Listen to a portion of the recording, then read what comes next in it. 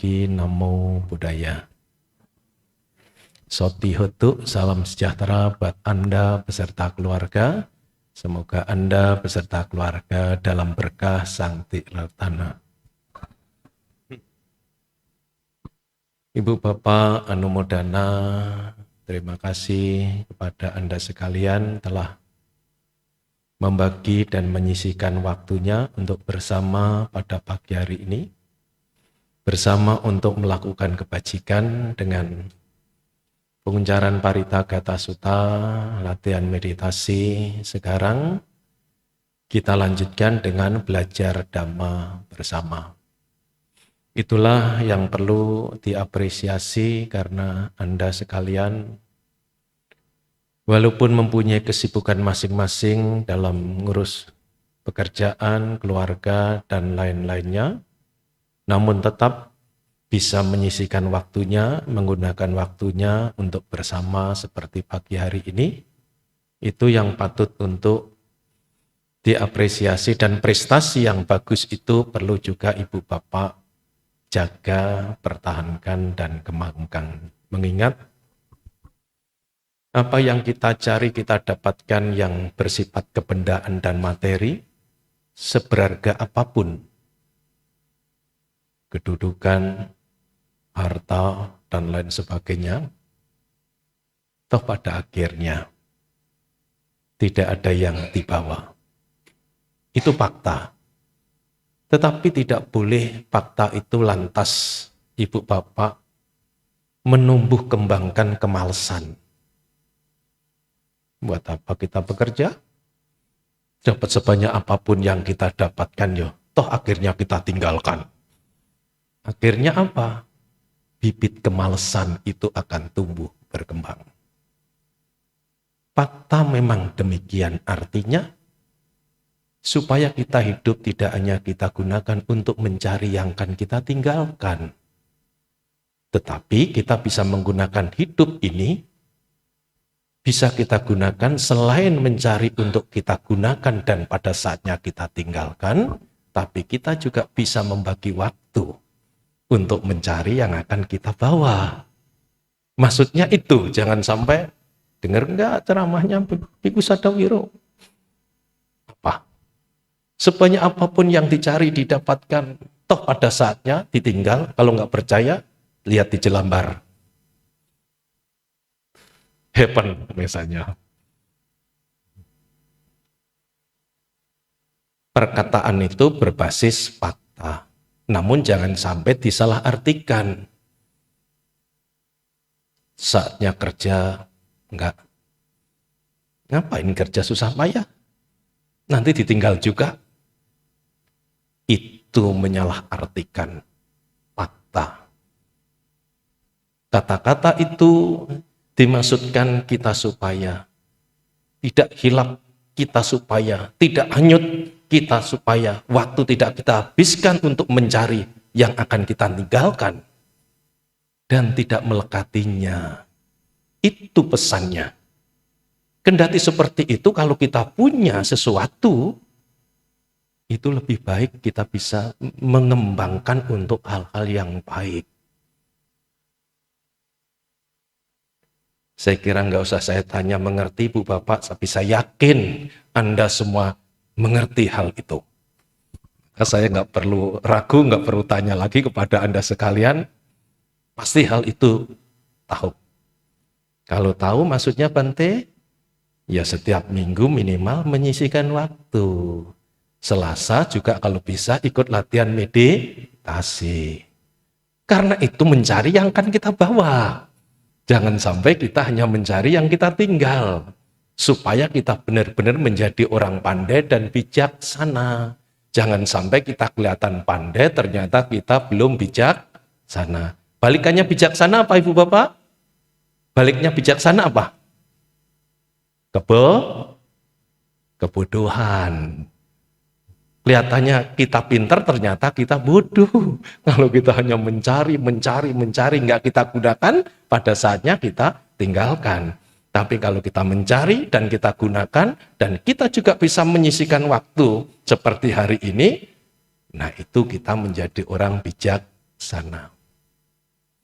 Baik Ibu Bapak, ini pengantar untuk mengingatkan kita semua. Sesibuk apapun hendaknya, sisihkan, gunakan waktu untuk mencari yang akan kita bawa sebagai bekal kehidupan. Andai kata kita masih lahir kembali, syukur-syukur kalau langsung jadi Buddha. Bu, ada yang mau jadi Buddha? Nggak cukup mau saja loh ya. Mau Bante bagus, tetapi harus berjuang. Di antaranya yang menyisihkan waktu lagi seperti ini, kita gunakan untuk berbuat baik. Karena kalau kita ingin jadi Buddha tanpa berbuat baik, ya mandek berhenti pada keinginan. Kendati tidak ingin jadi Buddha, kalau terus memupuk kebajikan sampai juga. Karena memang itu modalnya. Dari mana Bante? Referensinya apa? Dasa paramita itu, 10 paramita itu adalah untuk menyempurnakan kebajikan supaya menjadi Buddha, khususnya sama Sambuddha. Baik Bapak Ibu, karena ini untuk pengantar, mengingatkan kita semua, supaya kita semua bisa menyisihkan, menggunakan waktu, dan membagi waktu Anda sekalian, untuk kapan saatnya mencari kebutuhan duniawi ini, kebutuhan hidup ini, kapan saatnya kita harus membekali hidup ini dengan melakukan hal-hal yang baik. Pada kesempatan ini saya mengajak Ibu Bapak yang hadir secara langsung maupun yang bergabung di kanal YouTube Wihara Ratanagraha Jakarta untuk belajar Dhamma bersama dengan bahasan tema ada 4 perilaku yang perlu kita ketahui. Hal ini referensinya kita ambil di dalam Anguttara Nikaya. Jadi perilaku atau perbuatan itu kan sangat penting dalam hidup ini, karena orang lahir itu sebenarnya wujud daripada perbuatannya yang dikenal dengan istilah kama yoni. Lahir karena karmanya sendiri. Bisa tampan, bisa kurang tampan, bisa sangat tampan, bisa sangat cantik, sedang, enggak cantik. Itu potret daripada buah karma kita masing-masing. Itu kalau soal ya rupa. Keberadaan bisa di anak orang sangat kaya, konglomerat, anak orang yang cukup, anak yang kurang, sangat kurang. Itu juga sebenarnya tidak lain adalah wujud daripada perbuatan itu sendiri. Cukup pada kehidupan ini saja enggak cukup. Masih lanjut. Bu, alam kehidupan menurut agama Buddha ada berapa? 31 kehidupan.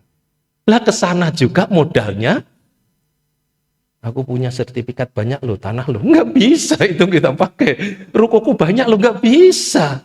Yang lo nggak nerima itu. Kalau nggak percaya nih, kalau ke bandara, kan ada elektronik itu kan. Kalau kita nggak punya kartu, uang ratusan ribu itu tempel juga, nggak akan bisa buka itu. Nggak akan bisa. Ada prosedurnya. Demikian pula ke alam-alam berikutnya. Nggak bisa sertifikat kita banyak, misalnya ruko kita banyak, aku dulu punya teman penjabat banyak, nggak bisa. Contoh real sederhana tadi, nggak usah ke bandara lah, ke parkir itu aja, ke mal-mal kan sekarang sudah pada begitu. Kalau kita nggak membawa prosedurnya, sulit juga. Bapak, Ibu, saudara-saudari sedama, perilaku sesungguhnya sangat penting. Karena perilaku itu bukan hanya akan mengaruhi dalam kehidupan sekarang saja, tapi perilaku atau karma itu juga akan membawa ke kehidupan yang akan datang. Maka ini patut kita ketahui. Setelah kita ketahui, tidak cukup diketahui. Kita hendaknya untuk bersikap, mengambil tindakan. Tatkala nanti kalau perilaku kita ternyata terkategorikan yang belum baik, kita tidak perlu malu. Apalagi kalau sengaja yang ceramah ini tadi, sengaja nih membahas karakter saya ini. Enggak. Justru kalau kita dalam bahasa nanti ternyata ada yang cocok dengan kita masing-masing, ternyata yang cocok itu malah yang paling tidak bagus karakternya atau perilakunya, itu suatu keberuntungan bagi kita. Karena untuk memperbaiki, ini juga pentingnya kita belajar Dhamma. Pengetahuan itu untuk mengetahui akan kekurangan pada diri kita. Dalam Balawaga Dhammapada, orang yang bisa mengetahui kebodohannya itu sesungguhnya orang bijaksana. Yang bisa mengetahui kebodohan dirinya itu bijaksana. Tapi orang yang bodoh mengatakan dirinya bijaksana, itulah sesungguhnya empunya si bodoh. Jadi kalau kita ada kekurangan kita, ya kelemahan-kelemahan kita, kita bisa mengetahui kita termasuk orang bijaksana. Tapi ingat Ibu Bapak, tidak cukup mengetahui. Karena orang bijaksana itu setelah mengetahui kekurangan pada dirinya, dia berupaya untuk meninggalkan hal-hal yang tidak baik itu. Oh, aku termasuk bijaksana, Bante. Aku mengetahui kekuranganku sendiri banyak, Bante. Tapi kita mau nggak memperbaiki? Kalau nggak mau, ya termasuk orang bodoh juga. Jadi tidak berhenti pada mengetahui kekurangan pada diri kita. Setelah kita mengetahui kekurangan diri kita, kebodohan diri kita, kita mau memperbaiki. Itu ciri daripada orang bijaksana. Baik Ibu Bapak, yang pertama, perilaku itu adalah perilaku yang reaktif. Reaktif, misalnya kita diganggu orang lain. Tidak salah, bisa disalahkan pihak orang lain. Tidak membuli, dibuli. Bisa kan begitu hidup di masyarakat? Jangankan di masyarakat, dalam keluarga, cece, adik, koko saja, walaupun itu nadanya canda, bisa juga ngebuli. Misalnya adiknya yang kurang tinggi, nah, bisa dibulin saja. Misalnya kakaknya yang ketinggian, walaupun ya pintunya itu ya nggak akan nyentuh, ya dibulin gini terus gitu. Awas ini ada tiang listrik ini, kamu itu padahal yang ngebuli juga. Yang pendek dikasih aja kursi atau apa gitu. Jadi perilaku yang reaktif itu tidak semata-mata lantas jadi reaktif begitu. Ada banyak faktor yang bisa kita ketahui. Satu, kecenderungan kehidupan masa lalu. Yang diistilahkan dalam Dhamma itu carita. Yang membentuk mental, kecenderungan di masa-masa lalu itu akan ke bawah dalam kehidupan sekarang. Itu yang menjadi pijakan. Itu modal. Yang kedua, tumbuh berkembang atau dalam pergaulan, bagaimana kita, orang, kalau tumbuh berkembang dalam pergaulan, dalam lingkungan hidup yang tidak dikondisikan yang kondusif, temperamen misalnya, tumbuh berkembang dalam keluarga itu. Dalam pergaulan juga ketemu begitu. Nah, ini sudah 2 poin nih. Kecenderungan masa lalu memang reaktif, dia lahir di keluarga, juga demikian adanya. Dalam pergaulan, ketemu pergaulan yang juga reaktif. Tinggal satu nih. Satu yang penting ini apa? Usaha manusia, usaha kita.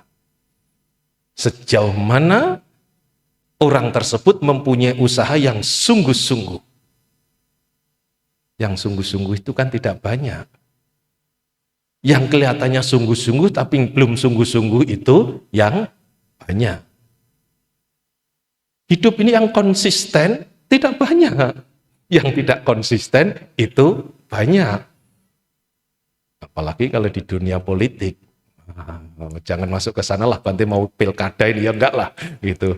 Masuk sana enggak, ranahnya bisa gawat nanti ya. Jadi Bapak Ibu saudara-saudari sedama, tinggal satu apa? Upaya kita. Kalau kecenderungan masa lalu sudah reaktif, lahir dalam keluarga, mendapatkan didikan juga demikian, daripada kamu diganggu dulu, lebih bagus ganggu dulu. Wah, oke. Kenapa kalau dapat kondisi begitu? Daripada kamu disakiti, sakiti dulu. Bu, Bapak, mungkin berpikir masa ada orang tua mendidik anaknya begitu, Bante? Ya normalnya enggak ada. Sama dengan misalnya masa ada anak itu sampai berani membunuh orang tua, wong itu orang berjasa. Kan enggak ada kalau bicara normatif kehidupan. Tapi fakta kehidupan bisa lain.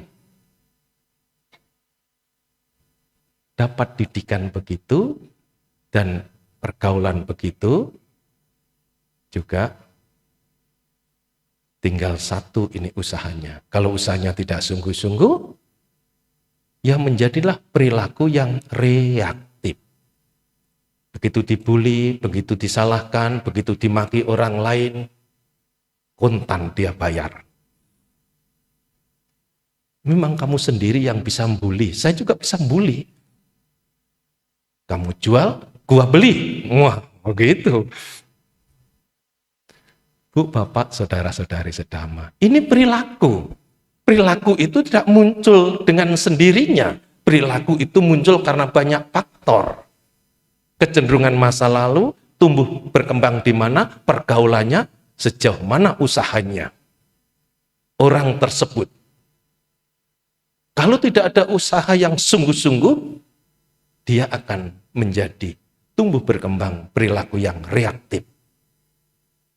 Dalam istilah lainnya, emosionalitas yang dominan dalam kehidupan ini.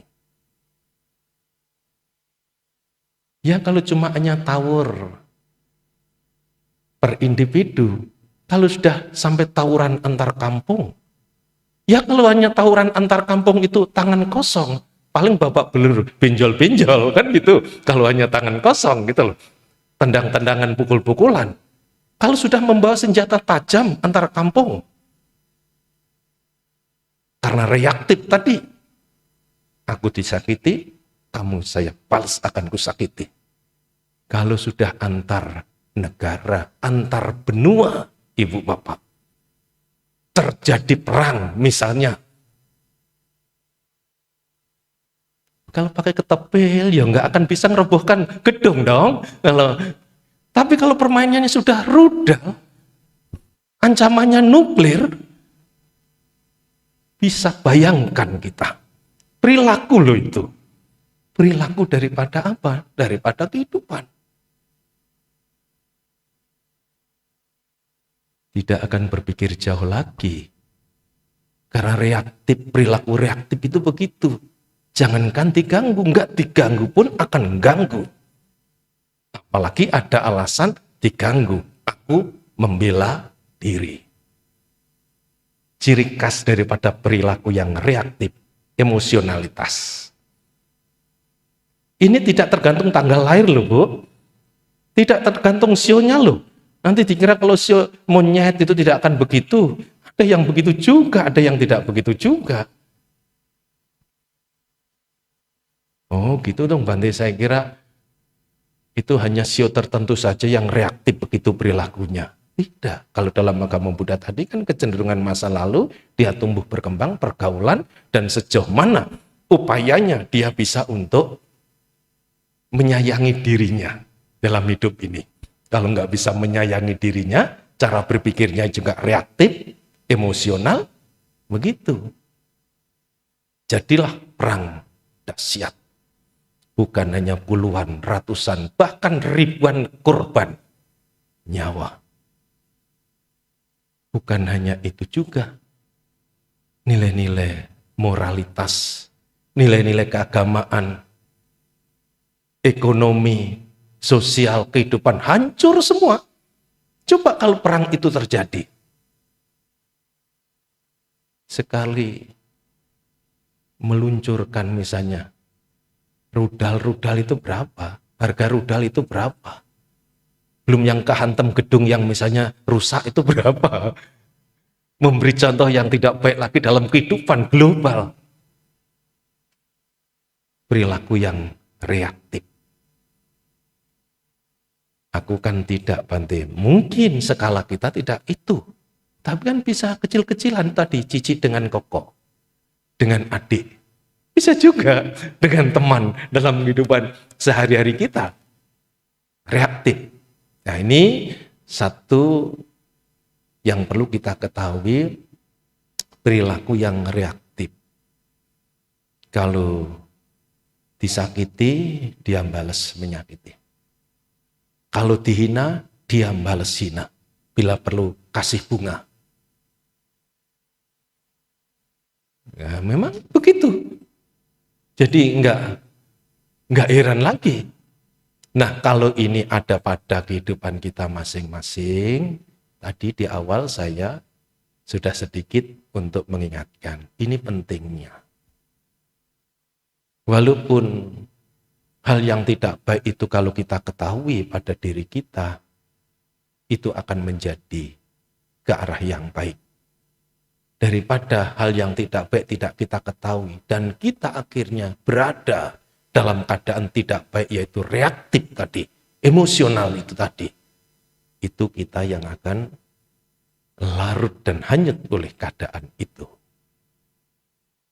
Menyisihkan menggunakan waktu kita bersama belajar Dhamma, Ibu Bapak, di antaranya kita mendapatkan manfaat karena kita mendapatkan pengetahuan. Belajar Dhamma itu salah satunya manfaat adalah mendapatkan pengetahuan. Pengetahuan tentang hidup dan kehidupan ini.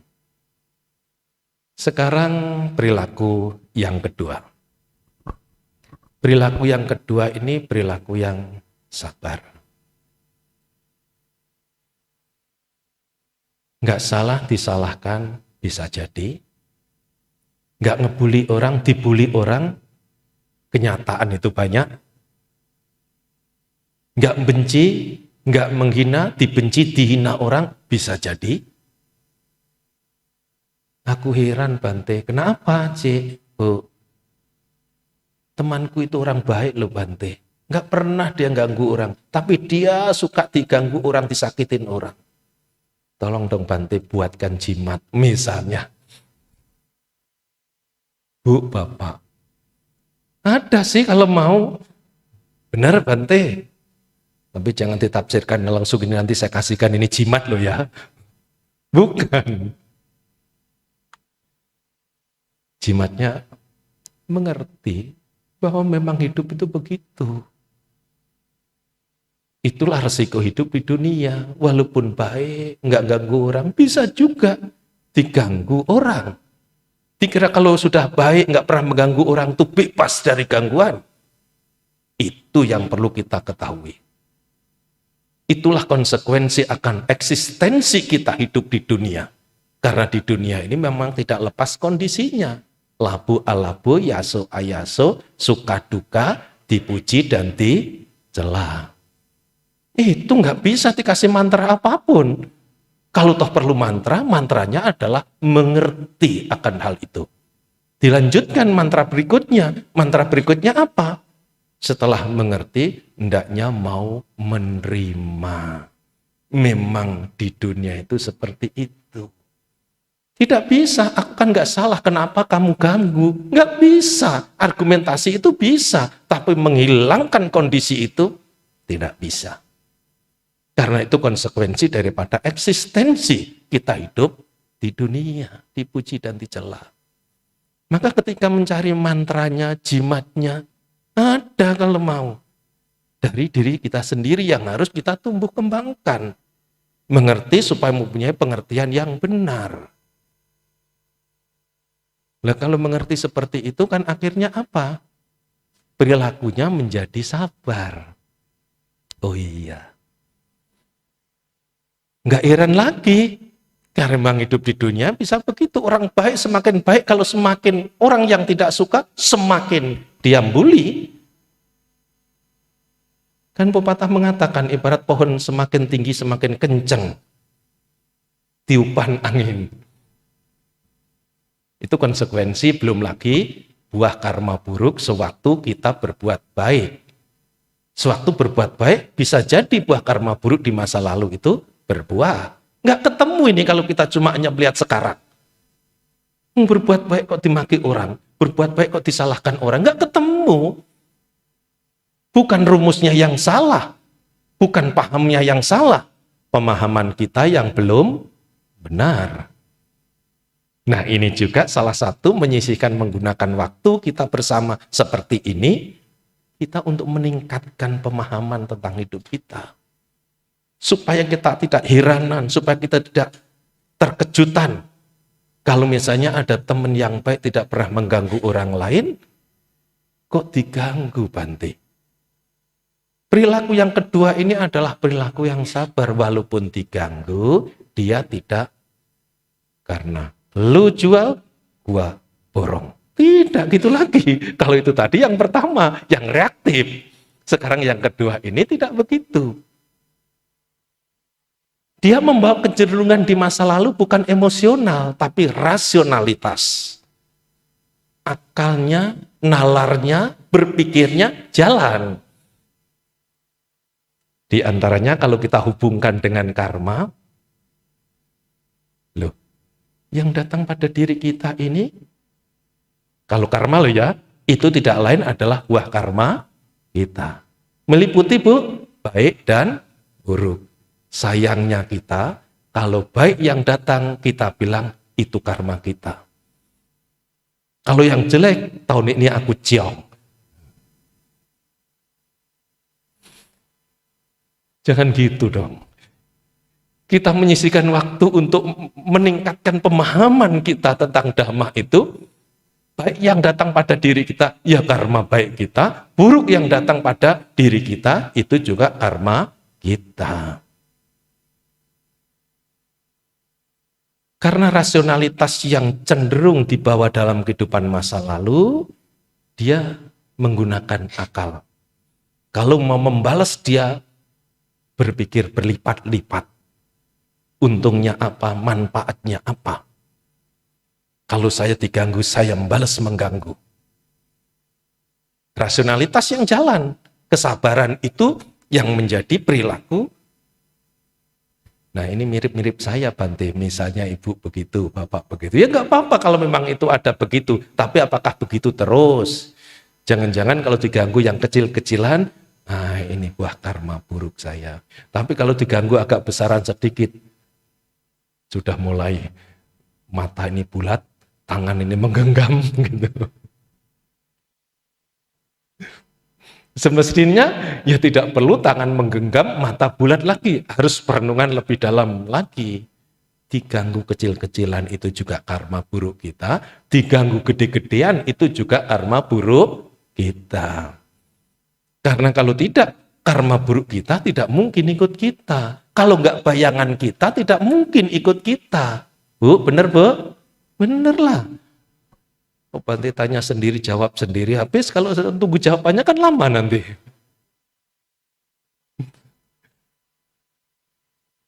Rasionalitas itu membimbing kita, mendidik kita menjadi sabar tatkala ada dibully, dimasalahkan dan lain sebagainya tadi. Nah, maka ibu bapak, saudara-saudari sedama, ini kan sebenarnya dekat kepada kita. Karena memang itu ada pada diri kita masing-masing. Dan bisa kita ketahui, dan bisa juga kita kelola, kita kembangkan. Masalahnya, sejauh mana kita mempunyai usaha atau kemauan itu. Karena ini kan faktor yang penting. Lahir membawa kecenderungan rasionalitas itu, dia dididik dalam keluarga yang sabar. Dia mempunyai pergaulan teman juga begitu. Kecenderungan ini ketemu. Tapi kan tidak otomatis bibit yang unggul itu langsung jadi. Kan ada proses pengelolaan juga, penanaman di tanah dan bagaimana cara penjagaannya supaya potensi atau bibit itu bisa akan membawa buah yang lebat. Demikian pula perilaku kedua ini, yaitu perilaku yang sabar. Ketika ada usaha berbasis kepada rasionalitas atau akal tadi, kalau dia ganggu saya, aku balas juga. Dalam Dhammapada Syair 5, kebencian itu tidak akan pernah berakhir. Jika kebencian itu dibalas dengan membenci. Tapi kebencian itu bisa berakhir apabila dibalas tidak membenci. Tentu ini renungan untuk menguatkan. Agar apa? Kesabaran rasionalitas itu akan bisa menjadi perilaku yang baik bagi orang yang mau, penekanannya ke sana, yang mau untuk melatihnya. Sebab kan menurut ajaran Sang Buddha kan kembali kepada diri kita sendiri, Bu. Kita sebagai umat Buddha kan meyakini itu. Karena Sang Buddha mengajarkan hal itu. Bukan baik dan buruk ini tergantung yang di atas ini, pelapon kah? Bukan tergantung yang di atas ini, tapi tergantung pada diri kita sendiri. Itu keyakinan.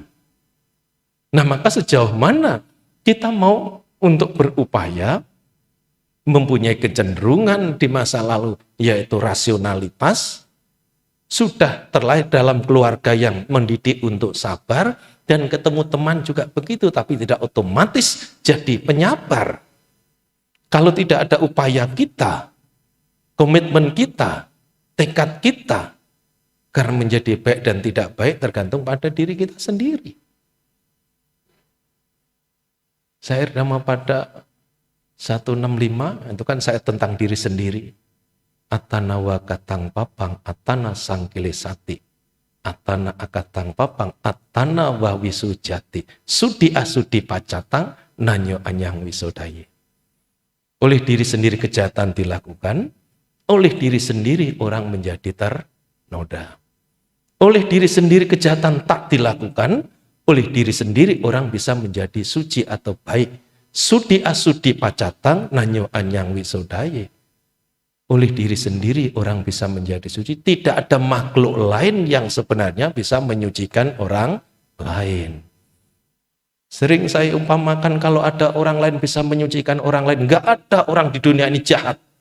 Kenapa bisa begitu? Karena semua orang di dunia ini berasal dari mana, Bu? Berasal dari orang tua. Khususnya berasal dari ibu.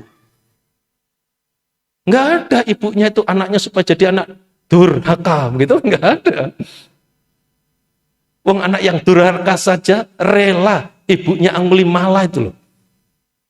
Cerita Angulimala toh yang menjadi penjahat yang luar biasa. Para pasukan yang gagah berani tumbang di hadapan Angulimala. Ibunya mendatangi, padahal itu akan jadikan kurban loh. Kurang satu jarinya untuk 1000, sudah cari sasaran lagi, enggak, sulit, enggak ketemu.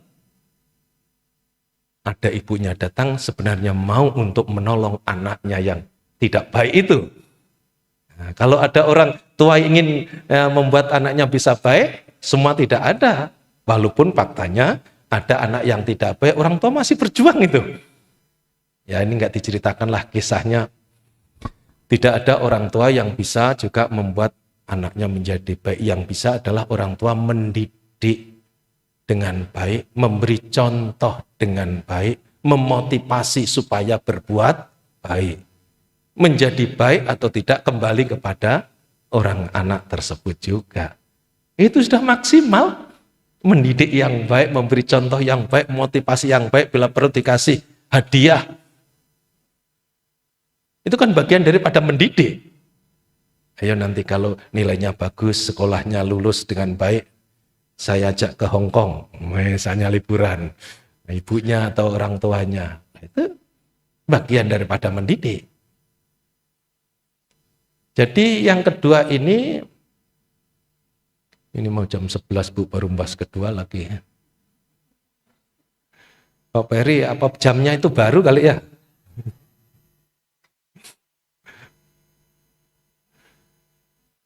Jadi perilaku yang kedua ini adalah perilaku yang sabar. Jadi ketika dibully, ketika disakiti, ketika disalahkan, ketika berbagai hal yang ditujukan kepada dirinya, dia berpikirnya dengan akal sehat, bukan emosional. Maka dikenal dengan perilaku yang sabar. Karena tidak langsung gampang kepancing. Dia menghitung manfaat dan kerugian daripada apa yang telah akan diperbuat. Ini yang kedua, Bu, Bapak. Dalam kehidupan kita, dalam keseharian kita, itu bisa kita temukan, bisa juga kita jadikan pelajaran dalam hidup. Sekarang yang ketiga, perilaku yang untuk mengendalikan berdasarkan kesadaran atau perhatian. Nah, ini hubungannya dengan organ tubuh kita, yaitu indera-indera kita. Mata melihat objek, telinga mendengar suara. Bu, kalau ada suara yang menyenangkan, pujian, seneng nggak? Seneng, Bante. Kalau ada pandangan objek yang bisa kontak melalui mata, objek yang indah, seneng nggak? Seneng. Ya normal itu. Lah kalau Bante, samalah. Namanya manusia juga sama. Melihat, mendengar, ya, makan, kecapan, dan lain sebagainya. Indria-indria kita kontak itu akan bisa merasakan. Meliputi yang baik dan tidak baik. Menyenangkan dan tidak menyenangkan. Itu bisa juga untuk mengetahui perilaku. Jadi kan kita kalau memantau orang lain, mungkin itu lebih mudah. Padahal sebenarnya lebih mudah itu untuk mengenali, memantau pada diri kita sendiri. Kenapa? Karena kita pasti lebih mengetahui diri kita sendiri daripada orang lain. Tapi yang terjadi apa dalam kehidupan ini? Budayanya terbalik. Maka pepatah mengatakan, kuman di seberang lautan nampak, gajah di depan mata tidak nampak. Mungkin terlalu dekat, Bu. Kalau depan mata terlalu dekat gini kan nggak nampak gitu ya. Nggak kan, ini kan istilah saja sebenarnya kan. Pelajaran-pelajaran dalam kehidupan kita sehari-hari. Jadi indria-indria itu sebenarnya bisa untuk mengetahui perilaku kehidupan manusia. Ketika orang mendengar suara yang menyenangkan, diantaranya adalah pujian. Kalau yang suka musik, ya musik kesukaannya, dan lain sebagainya. Orang senang. Tapi kalau mendengar yang sebaliknya, orang tidak senang. Itu normal. Perasaan memang begitu. Bisa muncul senang dan tidak senang. Tetapi karena ini bisa untuk mengetahui perilaku manusia kita dalam menjalani kehidupan. Yang ketiga ini adalah perilaku yang terkendali. Kenapa bisa terkendali? Karena pada waktu mendengar, dan langsung 6 indria itu kita ambil contoh satu saja ya, mendengar. Kalau 6-6-nya kita bahas, 6 indria itu bisa sampai jam 1 juga. Ini. Kalau jam 1 kan waktu terlalu panjang gitu ya. Iyalah Bante, kakiku ini sudah rasanya... Dikira Bapak saja, saya juga merasakan itu loh. Gitu. Masa Bante, iyalah kaki asli itu ya begitu, kalau duduk lama ya pasti pegel-pegel lah gitu. Cuma ada perbedaannya, kalau sudah biasa itu ada daya tahan. Nah, itu perbedaannya. Sama merasakan, tapi mempunyai daya tahan dengan belum mempunyai daya tahan. Karena dilatih dengan belum dilatih. Makanya hari Selasa juga datang sekian banyak ya. Ujung-ujungnya kok promosi Bante. Bukanlah, masa promosi, wong sudah tahu semua kalau meditasinya itu pada hari Selasa. Ini kan mengingatkan supaya apa? Demi daya tahan, demi kemajuan batin kita masing-masing. Kalau ibu bapak latihan meditasi, yang untung juga bukan saya, yang untung Anda sendiri. Jadi perilaku yang terkendali itu ketika mendengarkan suara yang menyenangkan, muncul rasa yang senang, dia tidak lepas tanpa kesadaran. Sadar menyadari ada suara yang menyenangkan. Kontak melalui batin atau perasaan saya timbul senang. Sadar menyadari akan hal itu. Sehingga apa? Sehingga tidak akan larut, hanyut, dan melekati akan suara yang menyenangkan itu. Kalau ibu bapak dalam kehidupan kita bisa seperti itu, maka perilaku Anda, perilaku kita menjadi perilaku yang terkendali. Dengan hadirnya sati, kesadaran akan apa? Kontak indria itu. Juga terjadi sebaliknya, karena perasaan itu bukan hanya yang enak saja. Misalnya makian, bulian. Loh, aku kan nggak salah, kenapa Encik membuli saya? Nggak ada itu lagi. Itu konsekuensi daripada eksistensi. Itu bisa juga akibat karma buruk kita di masa lalu. Boleh kita menanyakan klarifikasi. Tetap juga nggak akan bisa lepas dari konsekuensi akan eksistensi. Maka jimatnya tadi kan mengerti ditambah untuk menerima. Itu jimat yang dahsyat. Oh, suara tidak menyenangkan.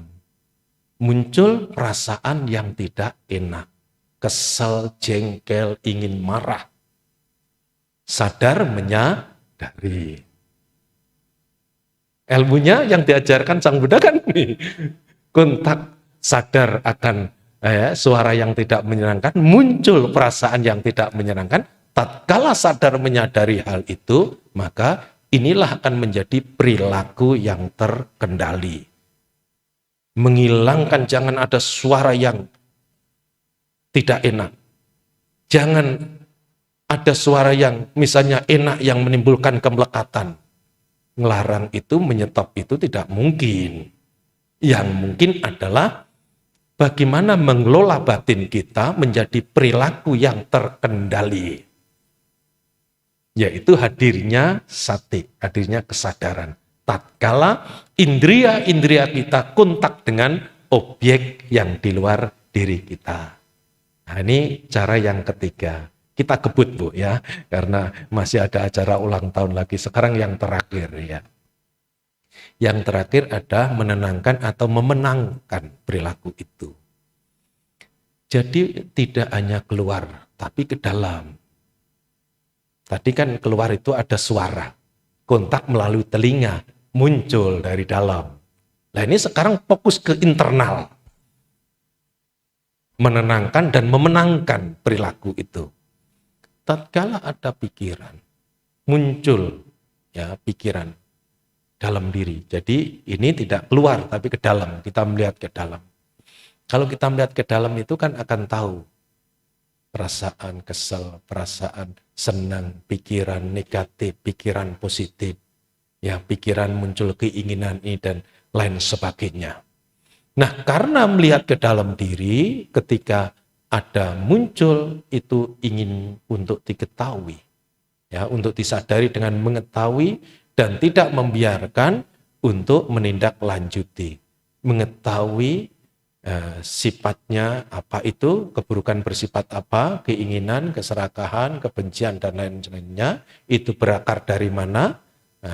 Nah setelah tahu akarnya itu sejauh mana, dan berupaya untuk apa? Tidak membiarkan diam, tidak membiarkan dia tumbuh berkembang. Sifat-sifat yang tidak baik yang ada pada diri kita. Nah kalau ibu bapak bisa menggunakan waktunya, mengelola hidupnya dengan cara yang keempat ini pada saatnya itu akan menjadi perilaku yang menenangkan dan memenangkan dari apa?